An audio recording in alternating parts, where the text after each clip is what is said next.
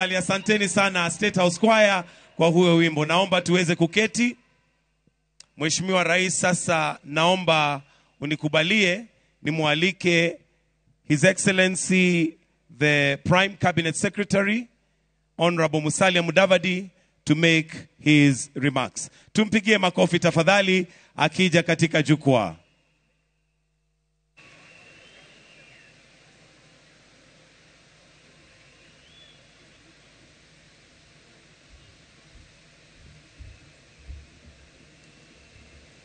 Your Excellency, the President of the Republic of Kenya, Honorable William Samoei Ruto, Your Excellency, the First Lady, Madam Rachel Ruto, Your Excellency, the Deputy President of the Republic of Kenya, Professor Kindiki Kithure, Your Excellency, Madam Joyce Kithure,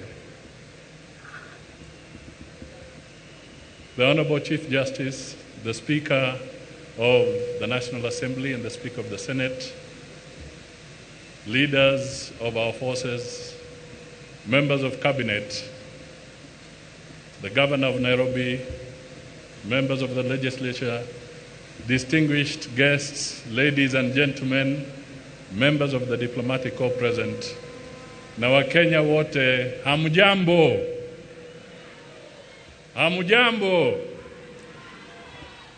Your Excellency, let me take this opportunity to be among the first to congratulate Professor Kindiki Kithure on his elevation to the position of Deputy President of the Republic of Kenya.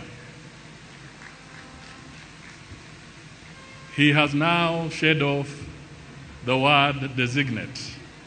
He is now substantive. And we all congratulate you and your family for this very honorable position that His Excellency the President of the Republic of Kenya has assigned you. And we wish you Godspeed, God's help, good health, and all the wisdom so that you can discharge your responsibilities with excellence. Your Excellency, we are gathered here on a bright sunny morning. And I just want to draw the symbolism of where we are. We are on the grounds of KICC, Kenyatta International Conference Center grounds. On my right is the judiciary. On my left is the legislature. In front of me is the symbol of the capital. And behind us is the symbolism of the executive. Your Excellency, we stand here proudly as a nation to actually show and to prove to the Kenyans who ushered in the 2010 Constitution with a 70% majority, and to the international community, that our institutions work. I would like to repeat that our institutions work. There may be challenges.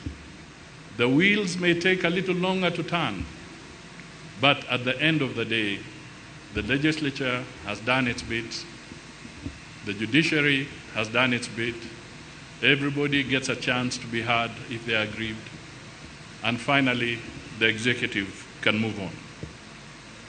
We are a country that respects the rule of law. Finally, Your Excellency, I think it is important for us to reflect on the journey ahead. We have had a tumultuous 2 years, and there are moments that Kenyans have accused us of having removed our eyes off the ball. This is a moment, a great moment, for us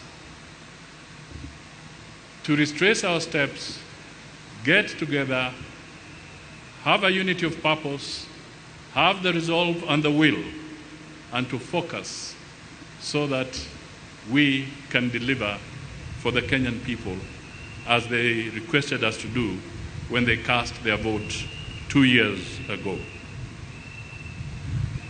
In Professor Kindiki, we see a lot of virtue, but perhaps the one I may want to single out is the virtue of humility.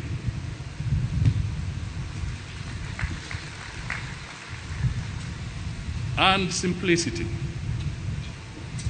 He does not walk around with airs around him. This is a very important virtue. If, as a nation, we can embrace humility, we will go far.